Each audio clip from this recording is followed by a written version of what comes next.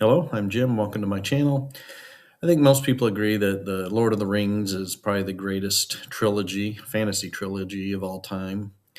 And today I'm gonna talk about the second greatest, in my opinion, which is the Earthsea trilogy by Ursula K. LeGuin. The Wizard of Earthsea follows the career of Ged, who, as a young boy, uh, saves his island with some magic that he really shouldn't have known anything about. It was discovered at that time that he was a wizard.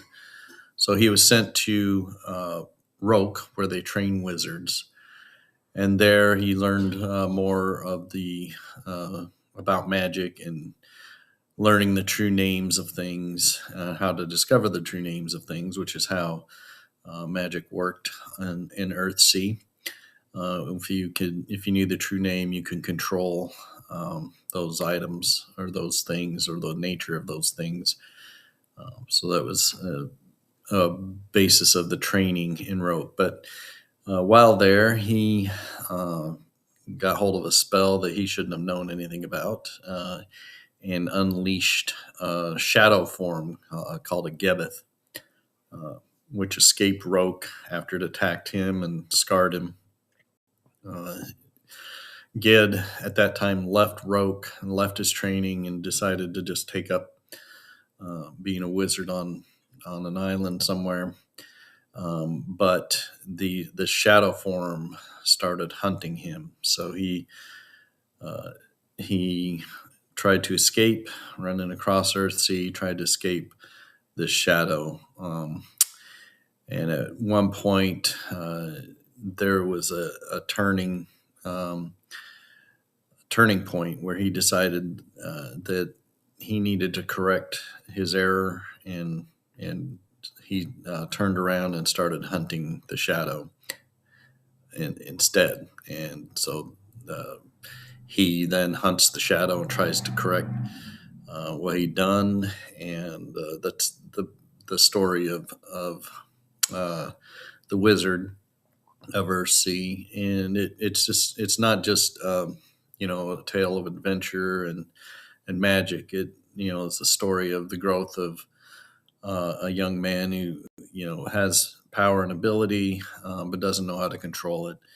Um, thinks he's better than everybody else, and he kind of pays the price. And so it's a story of humility and taking responsibility for your actions. So it's a good tale, and you'll just have to read it to see how it ends, and we'll get into the next book, the second book. The second book follows the story of a young girl named Tenar who is taken from her family, and her name is taken from her, and she's established at a temple as the High Priestess, the Eternal High Priestess of the nameless ones at the Tombs of Atuan. And as she grows up, she learns the ways of the labyrinth that lies underneath the tombs, and she's pretty much in charge of those. She's technically the only person who's supposed to be in the tombs, able to serve the nameless ones that live down there. Uh, One day, she discovers Ged down in the tombs. He's looking for the Ring of Erithacbi, which uh, once found, or the half of it, once found and reconnected with the other half, should reestablish peace throughout the realm, throughout Earthsea. So Tenar at first tries to imprison him, but then comes around and then assists him with escape.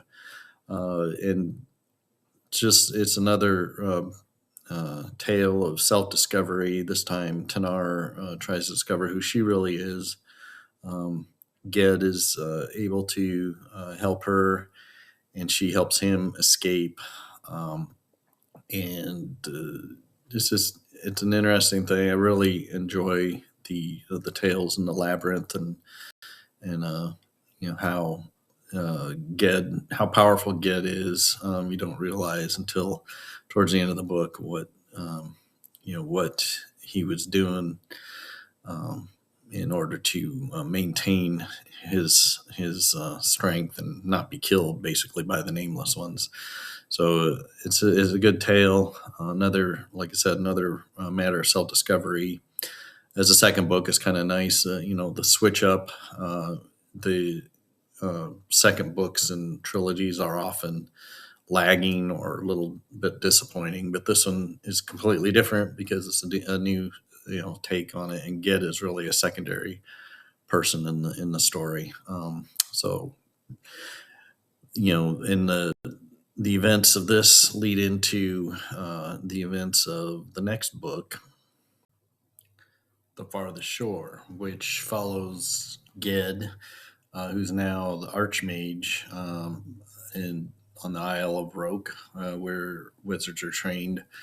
And across Earthsea, magic appears to be dying, and wizards are losing their power. And even on Roke, things start to happen that are cause for concern. So he teams up with a young prince named Aaron, and he sets out to discover, what is causing the end of magic. And they discover another wizard named Cobb, who has kind of dabbled in the afterlife and is trying to find immortality. But this is causing a disruption in the fabric of magic, and they go on a Earthsea-wide hunt to track him down, even to the edges of the farthest shore, which is obviously the name of it. But I really I like this book too. It's more shown from the eyes of, well, it's Ged and Aaron, a young man, a young prince who's trying to discover his way. Some of the magic scenes are epic. Some of it's really kind of disheartening.